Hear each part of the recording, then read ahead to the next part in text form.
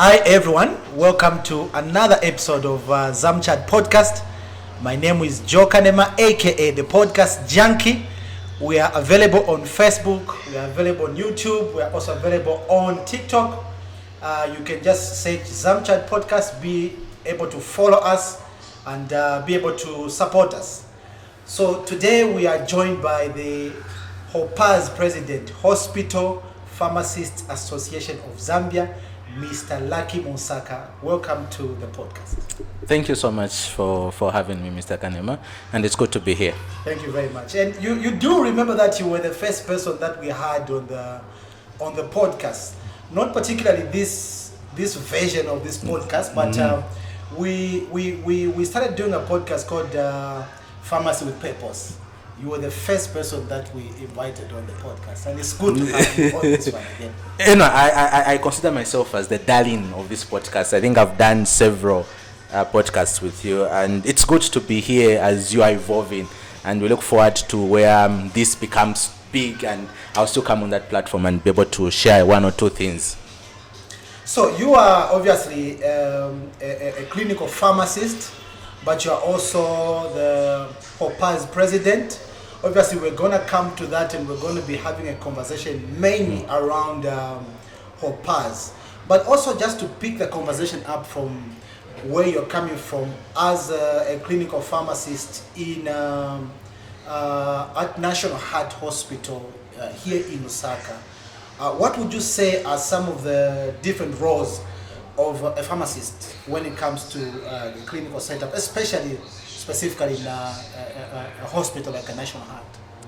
Okay, no, thank you so much for that question. I think just to put it clear, I'm a clinical pharmacist in the making. I'm currently pursuing my master's in clinical pharmacy with the University of Zambia. So coming back to the roles of a clinical pharmacist in a hospital setup, like for example National Heart Hospital, we have a number of areas of practice.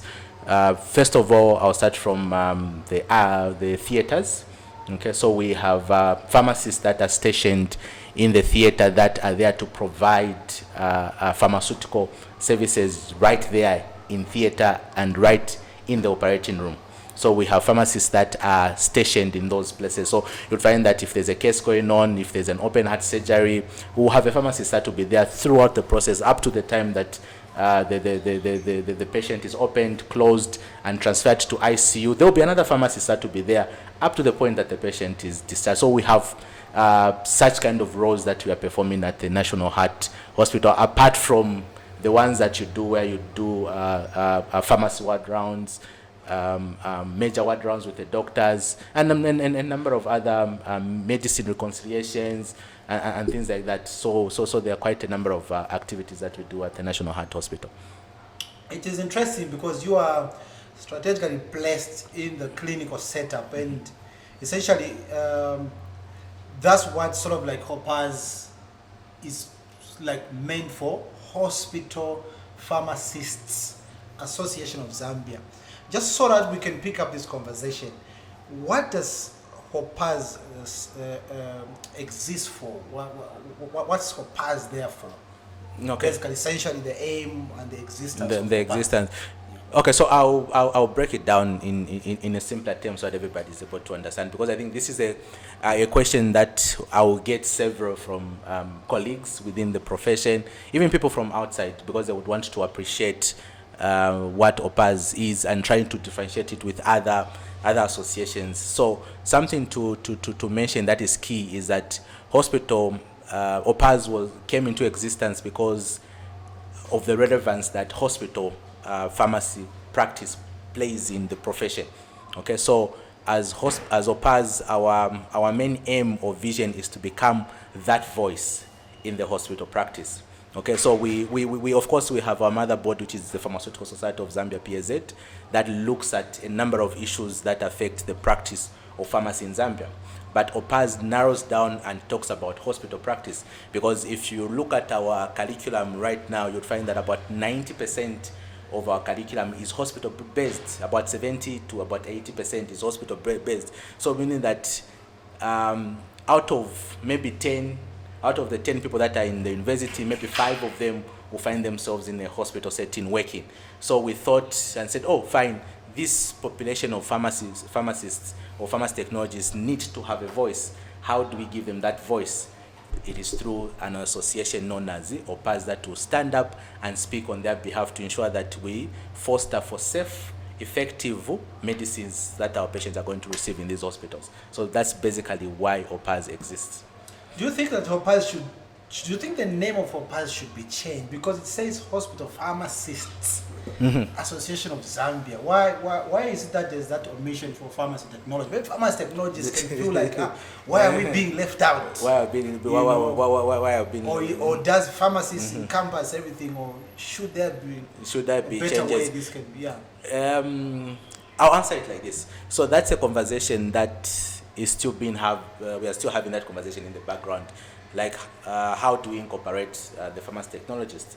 So if you look at even the mission of HOPAZ, if you look at the constitution of HOPAZ, you'll be able to see that HOPAZ looks after pharmacists and pharmacy technologists working in both private and public hospital facilities. Because again, that's another confusion that people usually yes. have. They feel like, and this is something that I wanted you to clear as well.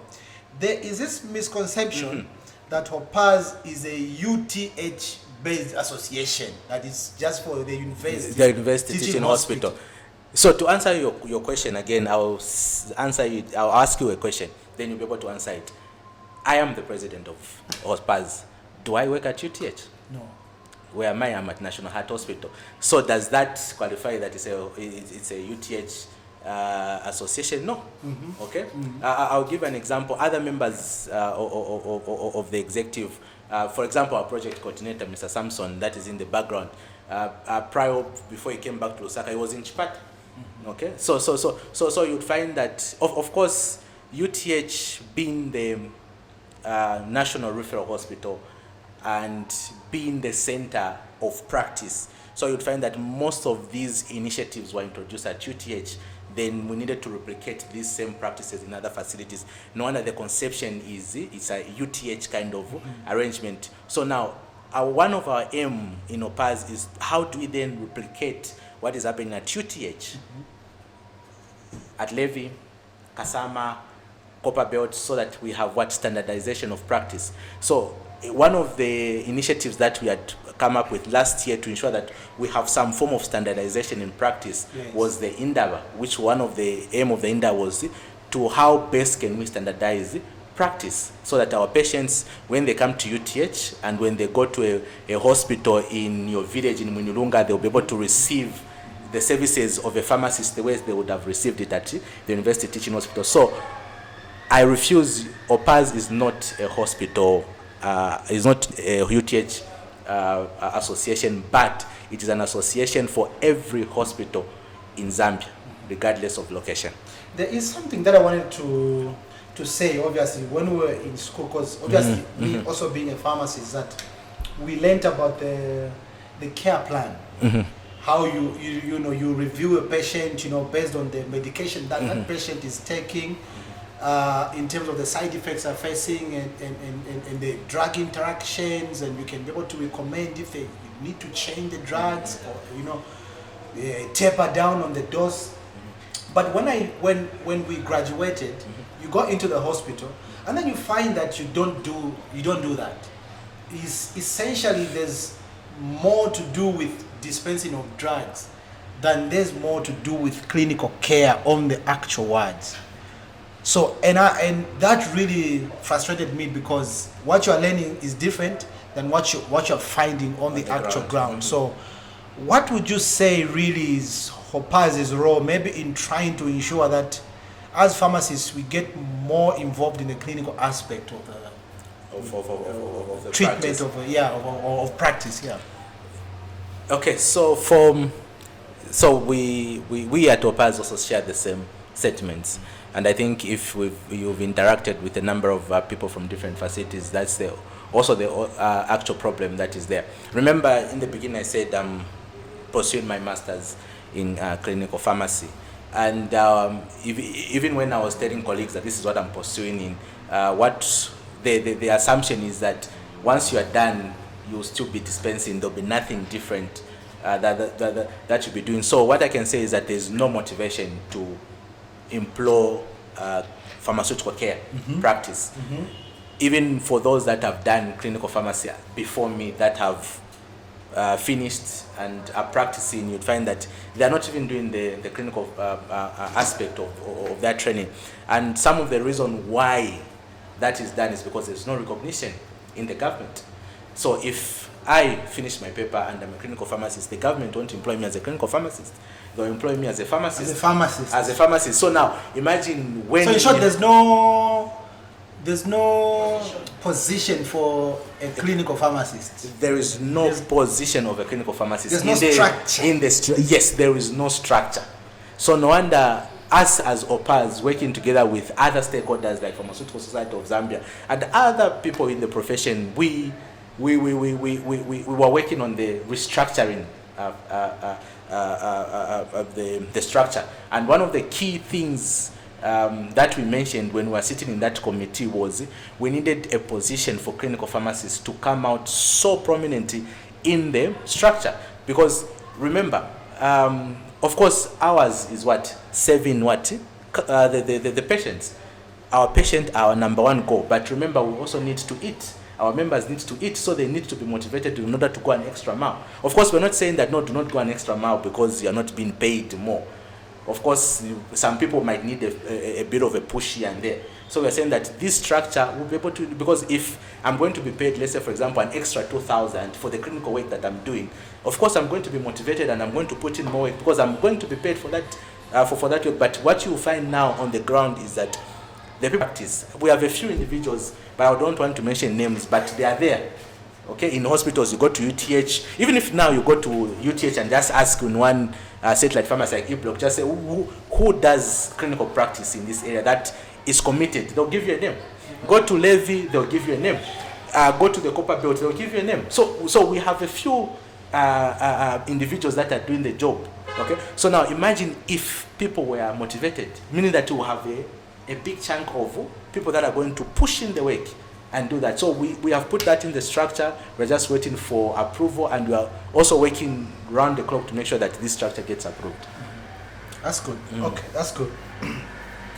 In terms of members being affiliated to HOPAZ, obviously you've mentioned, you've cleared the air that HOPAZ is not just a UTH association.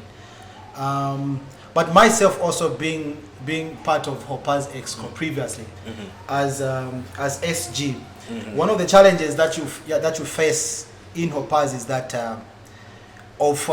is out of the members being able to pay something, like a sort of like a contribution, so that this association is able to provide the services and be able to fight. You mentioned in the voice and everything for the members that it represents. But then you find that currently that is not happening, and obviously it's very difficult for an association to function like that. So what would you say is the reason why HOPAZ doesn't have members that are paying?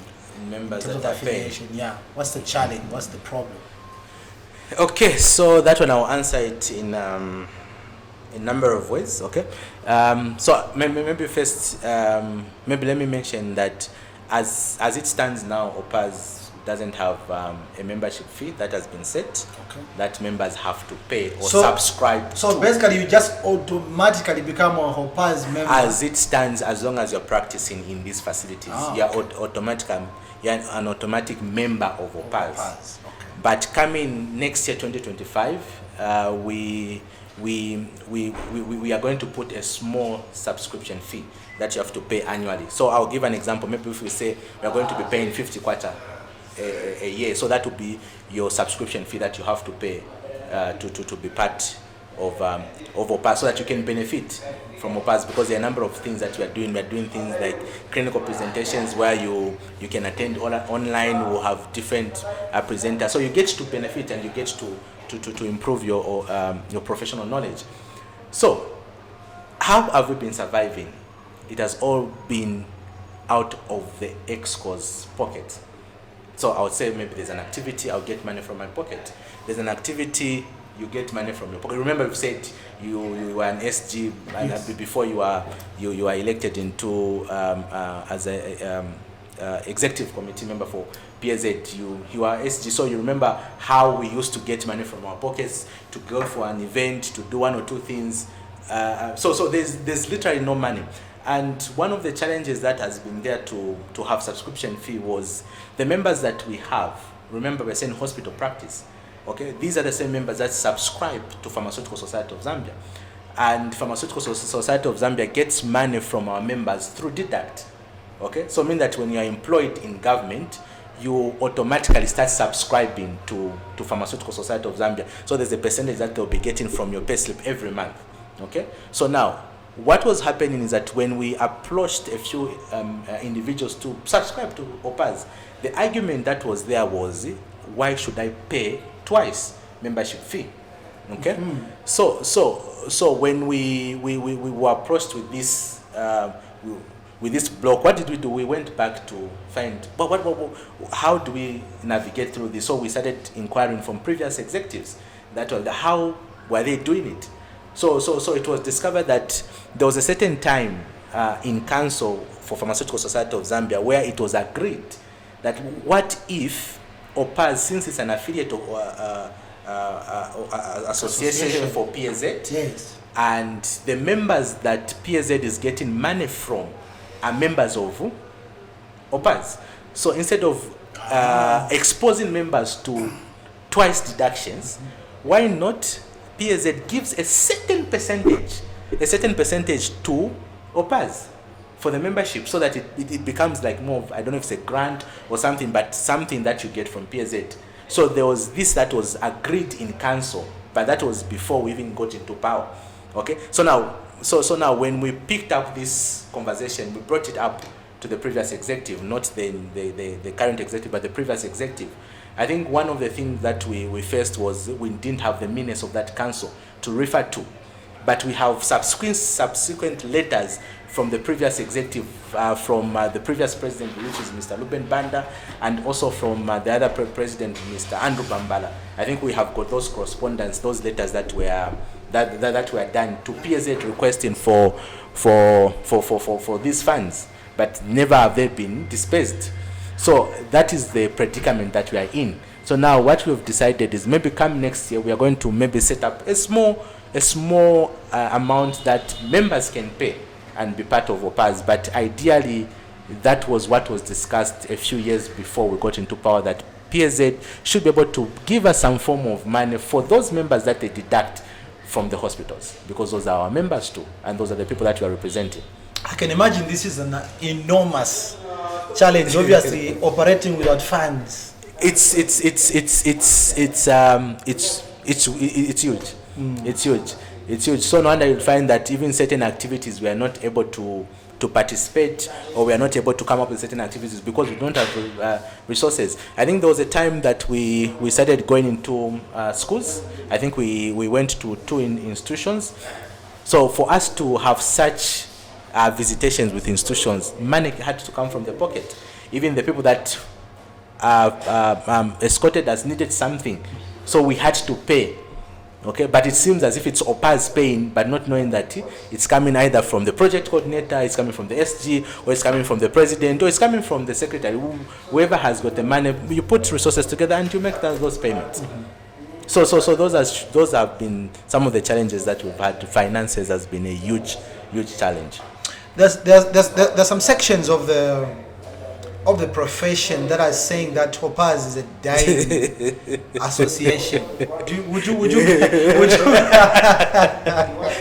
which sections? Would you agree with that? Yeah. That it's a dying association, that is its impact isn't being felt as it was supposed to be. HOPAZ is not a dying association.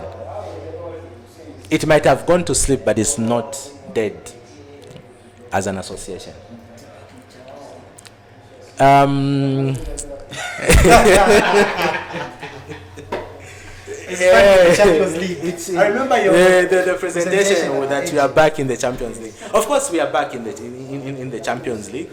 Okay, I know some might consider us as underdogs, but we are definitely in the Champions League. So, HOPAZ is not a dead association. It might have gone to sleep, but it's not a dead association. HOPAZ is an association to be scared of, because what we can do. Okay, I'll give for those that think as if I did association. I want to give an example of a baby. Okay, a baby is learning a number of things. Just because if you have a baby, maybe the baby is 6 months and the baby can't walk, and you're saying, no, this baby can never walk. Give the baby some free time. Give the baby 2-3 months, the baby will start crawling. Before you know it, walking. Before you know it, the baby will be running. So think of that as HOPAZ. Okay? We were sleeping. Slowly, we've started crawling. Slowly, we've started walking. Very soon, we'll be running. And when we start running, you have to be ready, because we are coming and we are here to stay. So HOPAZ is far, far, far from dying. Trust me, the information or the news for HOPAZ has gone as far as other provinces. I have gone in other provinces on meetings as myself, as Lucky Munsaka, as a pharmacist, and I've gotten feedback from the members about the works of HOPAZ that they're doing. I've received phone calls about HOPAZ. I've gone in certain meetings where people have seen what HOPAZ have done, and they recommend and still encourage us to push on. Of course, a coin has got two sides. There's the good side and the bad side. So the other section considers us dead. The other section considers us as what? Alive and kicking. So it depends on which side of the coin you're sitting. But one thing you have to know is that HOPAZ is far, far, far from dying. And this is just the beginning. So what are some of the, because obviously you've touched on a couple of things, what are some of the milestones that you can point at to say this is some of the things that we have been able to achieve? And obviously these are some of the things that we want to achieve because we're very ambitious. You are very ambitious indeed. Yeah. So one of our biggest achievements is the hosting of a first ever Indaba. Other people can argue that that wasn't the first ever Indaba. I think somebody said there was another Indaba previously before that one. No, I think it was no, like no, no. Only for PSA. That was the first ever HOPAZ Indaba ever. That's a tick. No. So there was an Indaba. I think I was very young in the profession. I think if memory serves me, what was at the pharmacy house, but I think that was back then. But a long time ago. But that's a long time ago. That was for PSA, not HOPAZ. HOPAZ. So, but when you talk about HOPAZ Indaba, an Indaba that talks about the practice of hospital pharmacists, HOPAZ has been the first and will go down in history as being the first to host such an Indaba. That's why they're back in the Champions League. This is where we say So that's one of the biggest milestones we have achieved as an executive, hosting such a meeting of that magnitude.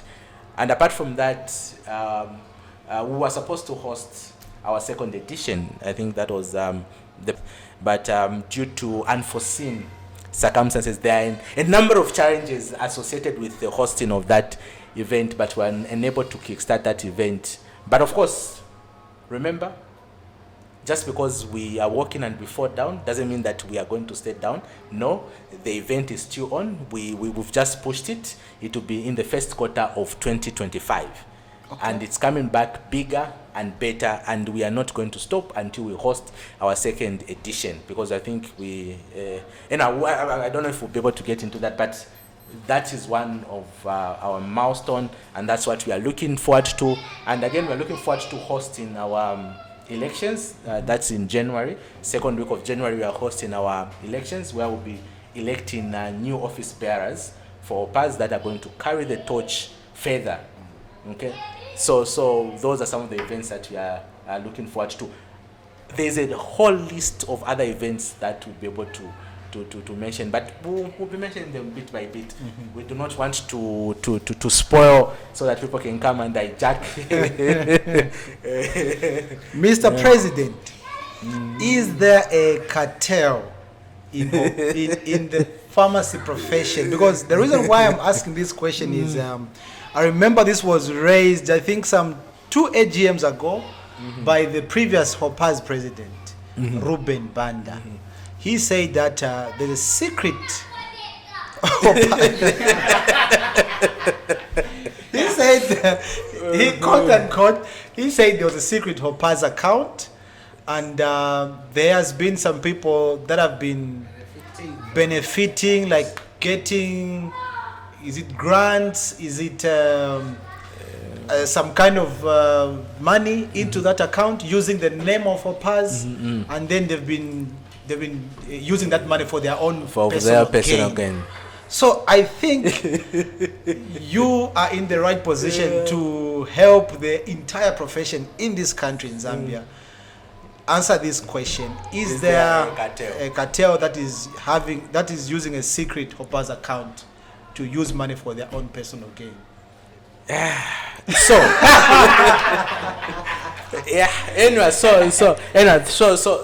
okay. So one of the other milestones that so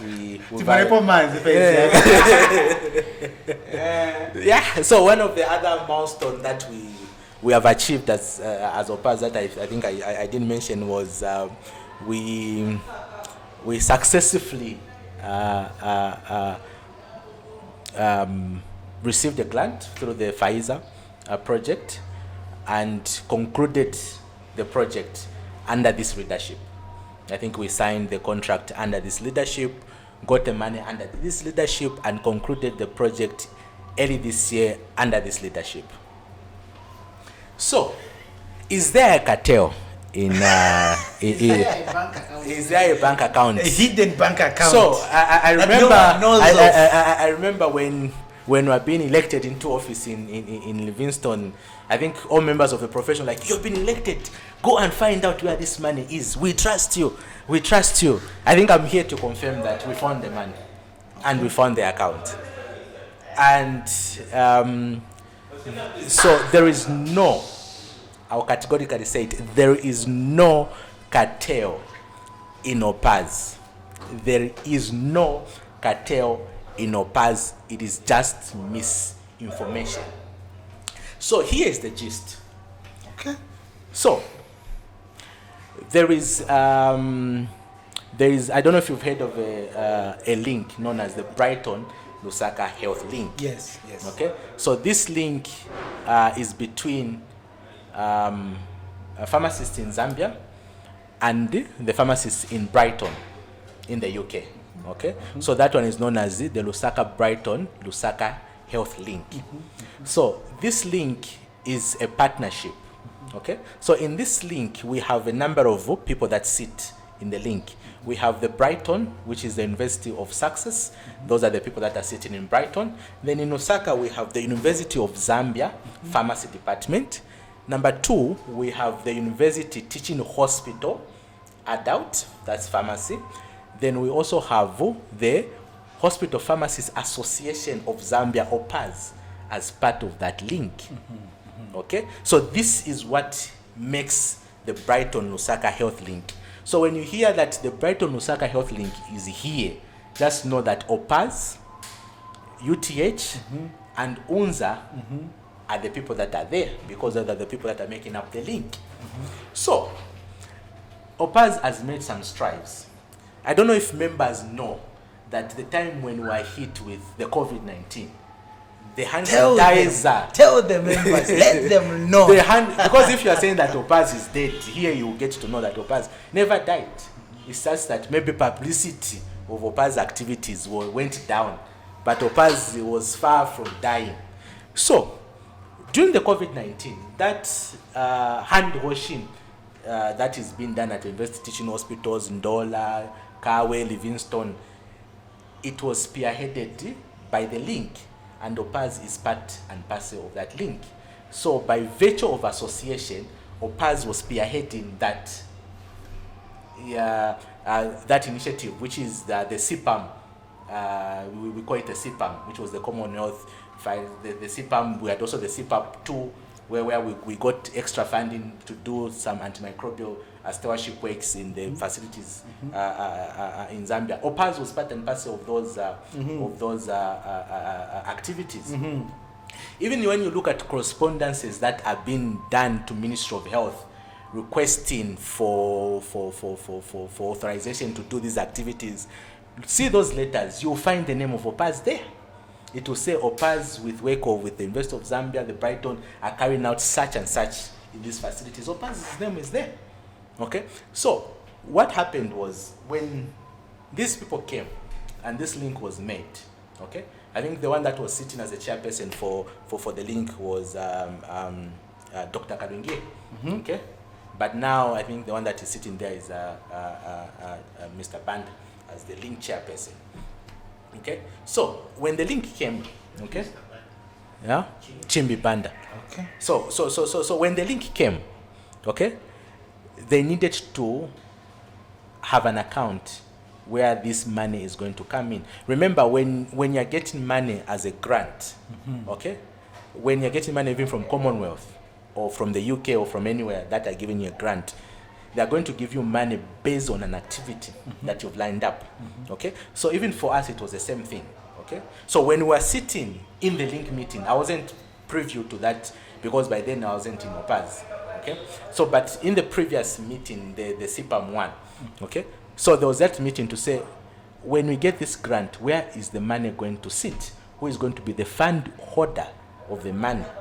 Okay? So now, the money couldn't sit in the University of Zambia account because the University of Zambia has got these things to say, when you are receiving money for any grant, the university retains maybe about 40-60% of the money. Okay, so they couldn't sit there, and you couldn't put it in the University of Zambia, in the university teaching hospitals account. You find that the money has been diverted for another activity, and now you would have been defaulting on your grant. So the only neutral party in the link was HOPAZ, because HOPAZ was an association and it can host the money on its own. So I think, again, the other problem which was there is that the people that sat in that initial meeting did not include administrative costs of For hosting that money in the HOPAZ account. So now it looks as if HOPAZ is not benefiting. As if it's just being used to... Yes, but in the actual sense, in the first place, when that meeting, when they agreed to be the fund orders, and when you look at the contract, there is no administrative fee to HOPAZ. So now that was the problem for the previous executive when they sat in that meeting. Okay? But now this account had got rules. It's not HOPAZ that withdraws money. It is a party. Because remember, it's a link of different people. So we have 4 people that sign to that account. HOPAZ, University of Zambia. Wait, Mr. President. So when you say HOPAZ, so currently, is there anyone in HOPAZ who's the signatory to that account? Yes. Okay. So we sorted that issue out when our executive came into power, because we were given the mandate. The new dawn executive, the Champions League executive. We were told to go and fix, and we fixed that part. So what happened was, so the way it was is that signatories is HOPAZ, University of Zambia, the chairperson of the link, and UNZA. Okay. So the way it is that there are 4 people that sign. But at any given time, when you want to withdraw money, it is only 2 people that sign. So we have got people that are in panel A and panel B. So any of the 2 can sign, and any of the 2 can sign here. So that's the way. Then again. So the money doesn't go in there and move anywhere else. No. HOPAZ knowing. No, it doesn't. It doesn't. We're trying to clear the air. Yeah, it doesn't. We're clearing the air here. It doesn't. So money, even when you want to withdraw money, we have a WhatsApp group where you have to declare, no, I'm getting money for this activity. And even when you go to the bank, it doesn't have an ATM card. You don't do checks.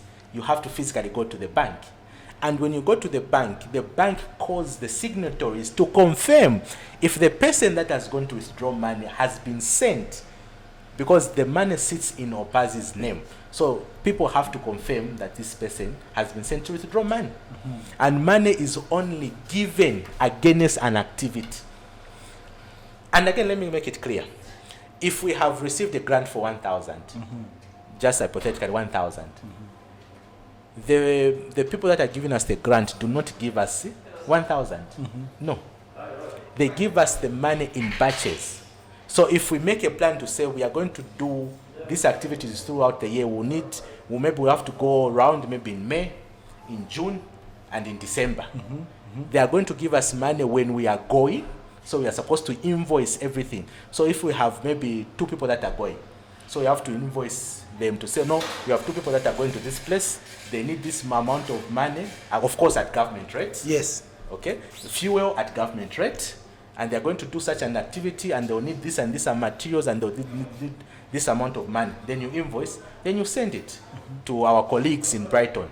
Then there they are going to approve money against that invoice. Then when you are done with that activity, you are supposed to send back and retire how you used the money. So there is accountability also there. So the records are there. You can go through and be able to say, oh, they went for this trip, these are the number of people that went, and this is the amount of money that was spent, and these are the receipts. Even the toll gates receipts we get and retire. So there is nothing like, no, you are going to eat the toll gate money. Even toll gate money, we put there and submit. Okay.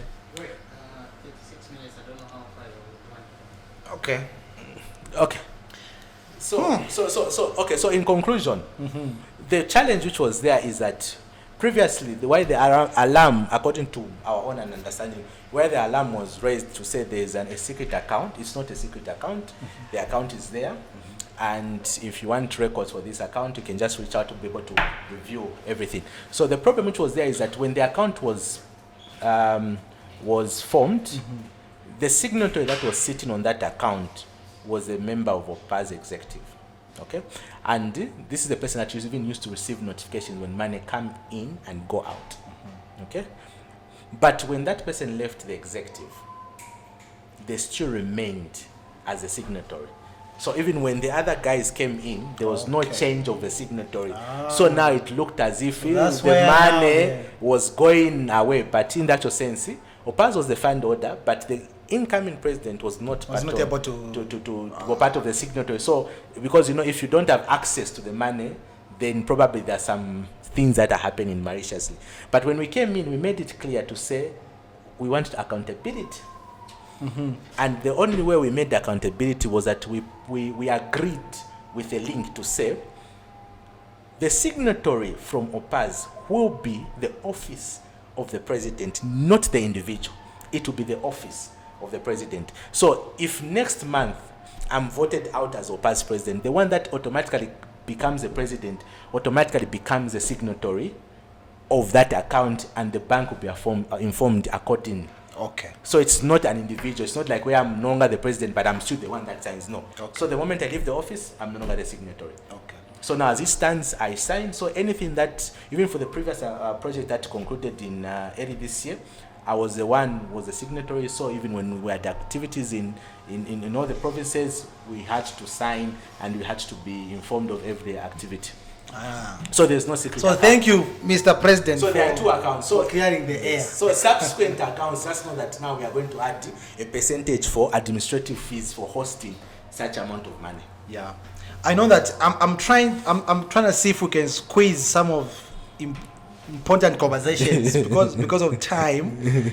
But I think there's like 2 or 3 important conversations that we need to have. I think it's important that you are here and you clear the air and people know.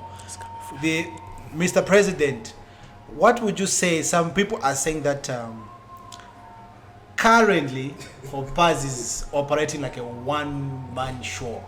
I'm sure you've heard people even tell you about that. You say HOPAZ is operating like a one-man show. What would you have to say about that? HOPAZ is operating like a one-man show. I'm tempted to throw back the question to you, sir. No, you can answer it generally. Yeah. Okay, so HOPAZ is not a one-man show. I know I'll be killed for this. Yeah. But you know why this question is so important is you also so that people can hear your side of the story and you clear yourself. Yeah. So HOPAZ is not a one-man show. Okay, it's not a one-man show, and I think remember I'm sitting as two people here. There is Lucky, the pharmacist at National Heart Hospital, and there's Lucky, the president of Hospital Pharmacists Association of Zambia, HOPAZ. So the reason why people would want to say, from my own side of the story, they will consider that Lucky is the one-man show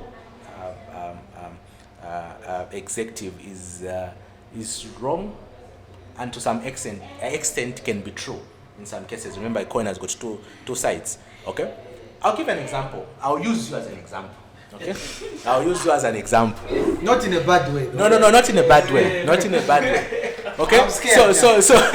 So the conversation is that Lucky goes for trips alone, and Lucky chewing the money. He's chewing the money alone. He's chewing the money alone. Okay.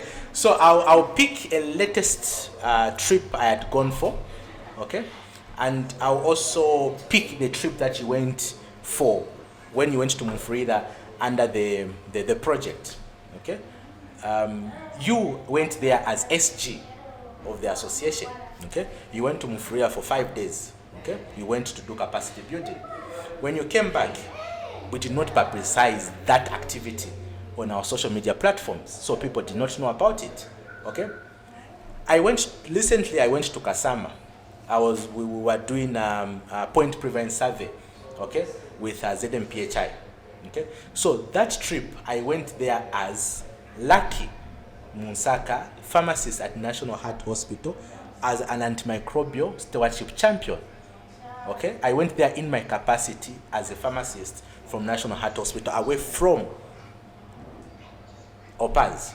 But remember, I am sitting as a president of the association. It is my responsibility to carry the torch of HOPAZ. Remember, we don't have resources, and I went to Kasama. Okay, I took advantage of that trip that I went there under ZAMBIA as Lucky to do the works of HOPAZ. Okay, after we were done with that activity, I decided to do the works of HOPAZ, because at the end of the day, you can never separate Lucky from HOPAZ, because we speak for the pharmacists. So it was an opportunity for me to interact with our members, to hear what they are going through and how best we can sort out these issues. Now, what did I do at the end of that trip? I decided to publicize and says HOPAZ is in Kasama, okay, and these are the things that I've done. That is true. HOPAZ was in where? In Kasama. Okay, I was there as Lucky, but again I was carrying my hat as the president. So I can never forget that I'm still the president of HOPAZ. Anytime I find my members, I remove the other hat as a National Heart Hospital pharmacist, and I wear my hat as HOPAZ and interact with my members, because I have that opportunity, because I'm ravaging on resources that are there. You went to Mufurida for a week. We did not publicize that, and people do not know about that. I think these are some of the things that people do not know. There are members in the executive that have gone for more trips than me.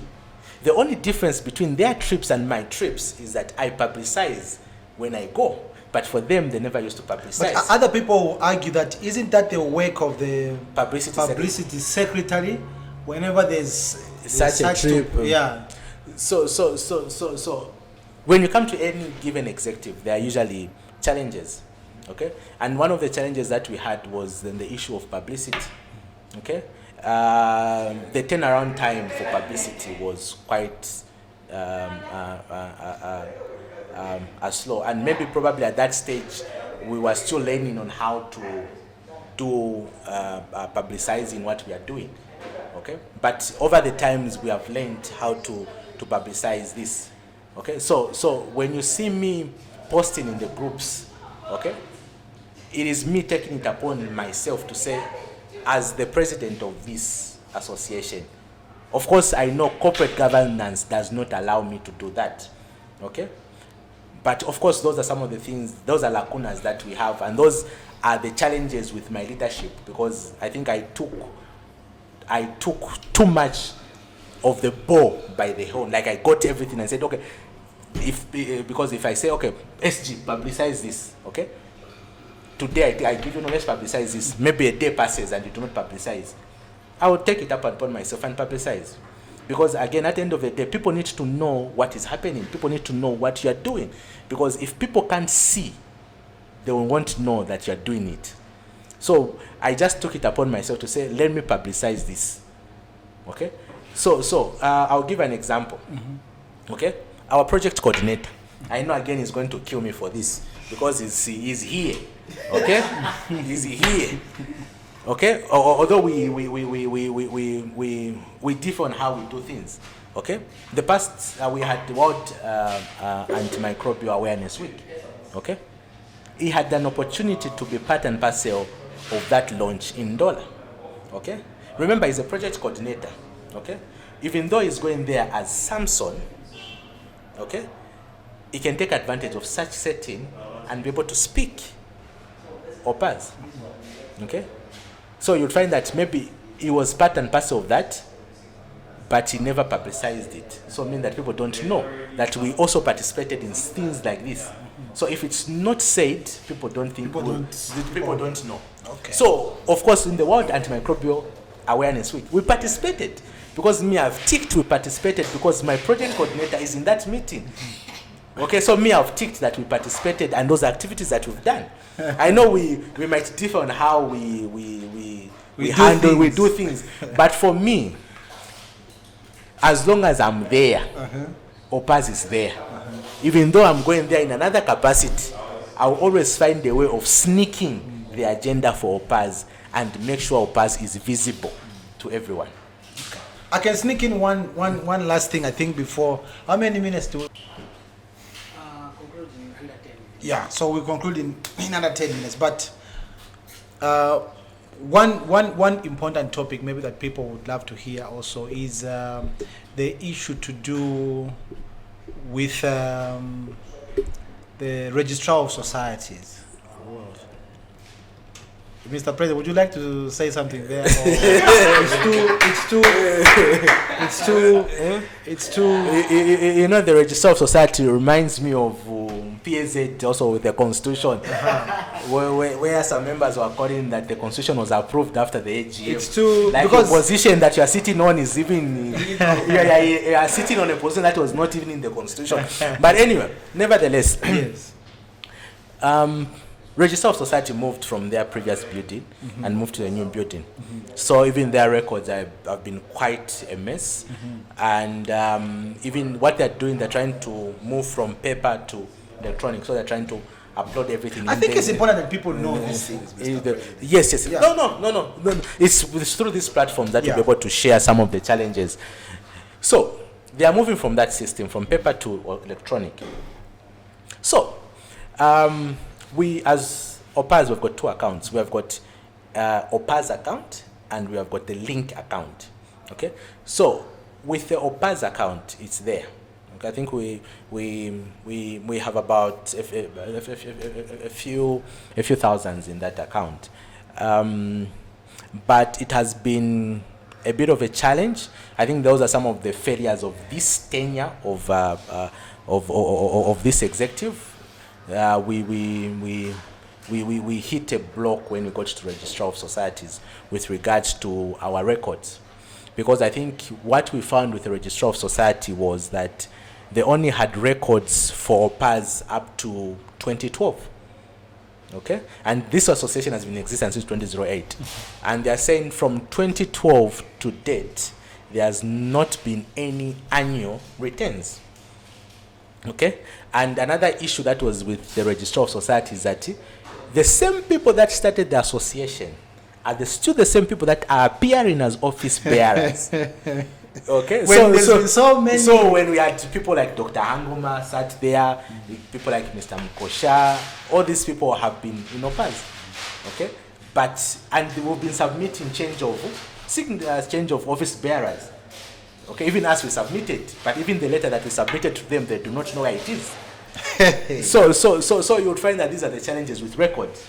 So after engaging them, they Yo, told from us 2012. from 2012. So after Yo. engaging them, we were taught we needed to clear the arrears from 2012 to date.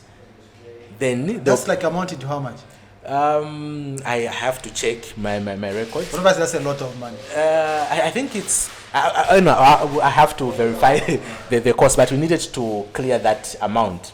And once we clear that amount up to date, then they'll be able to give us certain documents, like give us a copy of the certificate of registration, and a number of other things that we went to ask because we wanted to see the status quo.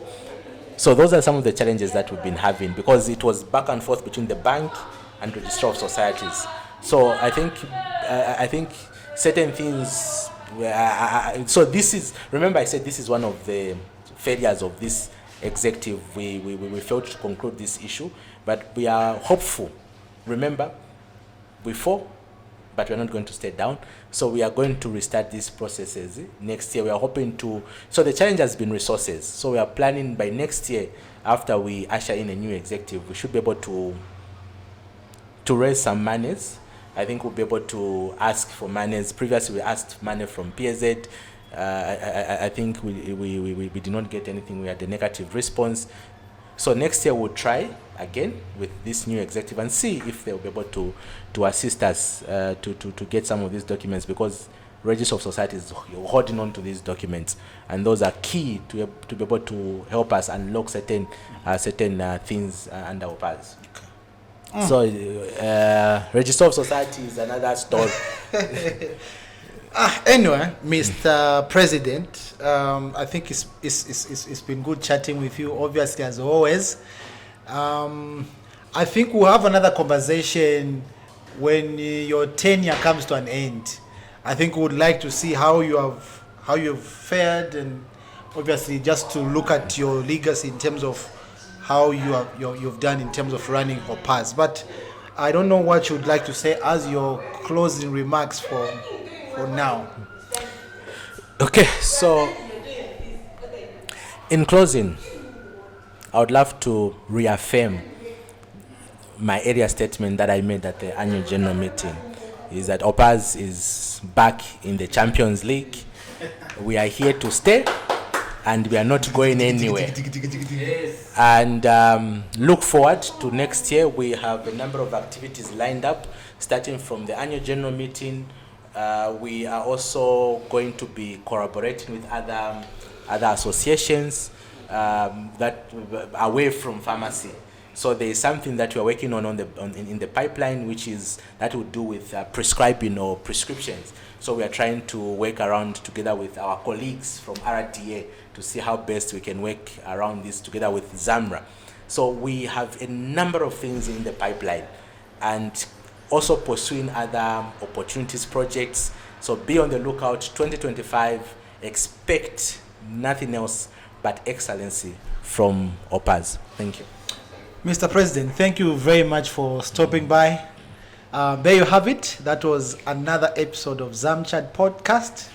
Of course, my name is Joe Kanema, aka the Podcast Junkie. Please remember to support us by following us or subscribing to our channels or our pages on Facebook, ZAMCHAD Podcast.